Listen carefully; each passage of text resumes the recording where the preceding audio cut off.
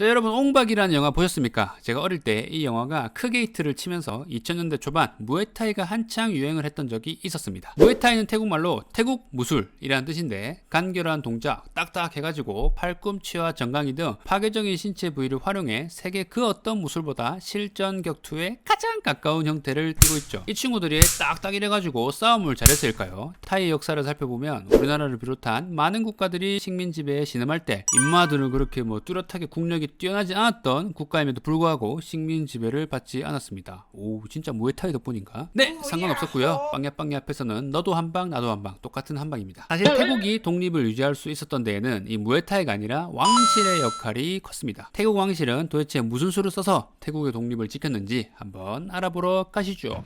1782년 짜끄리 장군 라마 1세가 태국의 짜끄리 왕조를 세웁니다. 지금의 태국 왕이 라마 10세인데요. 어이구 발음 조심해야겠네. 라마 1세의 후손입니다. 나라를 세운 지 얼마 되지 않은 19세기 라마 3세의 재기간이 되자 제국주의 열풍이 전 세계를 휩습니다. 이 당시 태국의 대외 정세를 살펴보면 왼쪽으로는 인도를 점령한 영국이 태국의 최대 라이벌이었던 미얀마를 손쉽게 딱 제압하며 태국의 왼쪽 국경을 위협했고, 오른쪽에서는 베트남을 정복한 프랑스가 태국의 속국인 캄보디아까지 복속하며 오른쪽 국경을 위협하고 있었습니다. 동남아의 많은 나라들이 식민지로 점령되고 있는 상황 속에서 1851년 승려 출신인 몽굿 왕자가 라마 4세로 즉위하게 됩니다. 일찍이 서양의 다양한 사람들과 교류하며 그들의 정복 야심과 군사력, 즉 개수작을 알아챘던 라마 4세는 식민 지배에 무력으로 저항하기보다 오히려 이 상황을 적극적으로 활용해서 나라를 지키고자 했습니다. 그 당시 서구 열강들의 식민지 점령 테크는 이랬습니다. 불평등 조약을 먼저 내세움, 당연히 반발하면서 적극적으로 그 나라가 저항을 함, 군함을 끌고 와서 찍을래 죽을래 협박함, 그럼 놀란 식민지가 더 불합리한 조건까지 수용해서 더 불평등한 조약을 체결함. 라마 4세는 이제까지 태국과 비등비등하게 경쟁했던 미얀마가 영국한테 손쉽게 픽 하고 쓰러지는 걸 보고 우리랑 미얀마랑 군사력이 비슷했는데 미얀마는 개발렸다. 그렇다면 태국도 개발린다 라는 기적의 3단 논법을 떠올리게 됩니다. 그래서 어차피 반발해서 더 불평등한 조약을 체결할 바에는 오히려 그들의 초기 요구 조건을 들어 협상을 통해서 적절한 타협 수준을 찾기로 하죠. 영국 입장에서도 가벼운 전쟁을 통해서 이 전쟁 배상금 삥을 좀 뜯어야 되는데 분쟁이 없었잖아. 맹분이 없다 아닙니까? 자, 그 결과 태국은 별다른 무력 분쟁 없이 1855년 영국과 보링 조약을 체결합니다. 보링.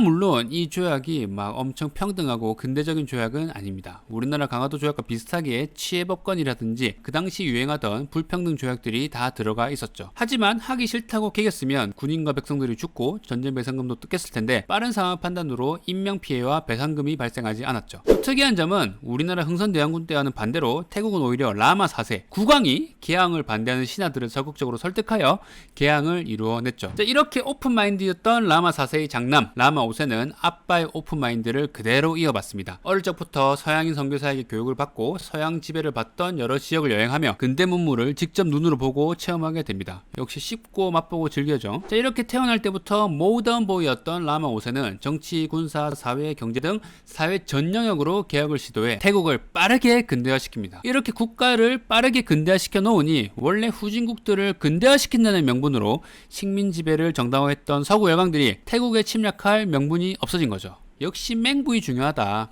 자, 그리고 영국과 프랑스는 식민지에서 서로 싸우는 것을 극도로 경계했는데 인도를 주 식민지로 삼던 서쪽의 영국, 베트남을 주 식민지로 삼던 동쪽의 프랑스의 가운데에 위치한 태국은 이 두 나라의 완충 역할을 외교적으로 적절히 수용하면서 독립을 유지할 수 있었죠. 이 과정에서 태국은 많은 영토를 내주게 되는데 자세히 살펴보면 이 떼어준 영토는 대부분 타이 민족이 아닌 다른 민족이 사는 나라입니다. 태국 왕실은 다른 민족이 주로 살고 있는 영토를 떼어줌으로써 서구 열강들의 영토 욕심을 충족시켜주고 내부 정치적으로는 민족 분열의 가능성도 없애고 태국 본토가 공격당하는 그런 가능성도 없애버렸죠. 지금도 버마족이 중심인 미얀마가 민족 갈등으로 사회가 어질어질한 것을 보면 태국이 이러한 결정은 지나고 나니 오히려 실보다는 득이 된 것 같습니다.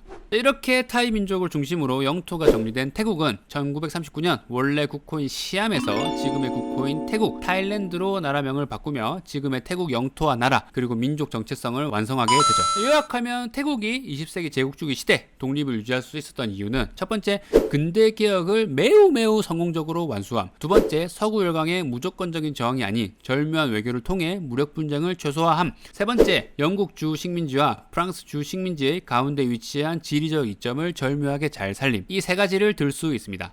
태국 왕실은 국민의 지지와 훌륭한 정치 수행 능력을 바탕으로 국민들에게 큰 존경을 받아왔습니다. 민주주의가 자리 잡은 21세기에서도 태국 왕실이 아직도 정치에 있어서 큰 영향력을 발휘하고 있는 이유죠. 물론 요즘에는 그렇지 않은 것 같습니다만.